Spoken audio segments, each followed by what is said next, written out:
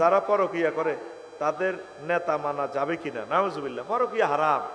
বিয়ে করিয়ে লেবি ঠাঁসে। আমি ইসমাইল ভাইয়ের কত হাম দিই, ইন্দোনেশিয়া চলেন মনে হয় আর একটা করিয়ে লাই, ডরে বিয়ে করতো না, এগুলো নষ্ট। পরকিয়ার দরকারে ঠাসা বিয়ে করিয়ে নেবে শহরে রামগতি, কেউ টোকাই হয়তো নেট বন্ধ হয়ে যাবো, তো নেটের ডরে নন বিয়ে করি না। নেট যখন আল্লাহর গজব পড়ে যাবো, দেখবেন আমরা আগের মতো পর চলিয়েছি বিয়ে আগো। হ্যাঁ, কাম চলবে ইনশাআল্লাহ। এটা আমার নাগরিক অধিকার। কি অধিকার? কয়টা? চারটে। এইটা ঠিক আছে ভাই। এটা কে বইব তেরা বললে কি এটা হেতা কোনো সুবিধা?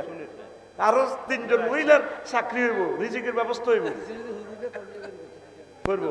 এটা কথা আছে, করবো ইনশাআল্লাহ। এটা আমরা করবো, এটা আমার কথা আছে। পরকিয়া করিও না যুবকেরা, নাউজুবিল্লাহ। আল্লাহ নবী বলছেন আনতাজনি হালিলাতা জারিক, আসাদুজ জিনা আনতাজনি হালিলাতা জারিক। পৃথিবীতে সবচেয়ে নিকৃষ্ট জেনা হচ্ছে তোমার প্রতিবেশীর ওয়াইফের সাথে যাবে। ইনশাআল্লাহ পড়ে আবেন।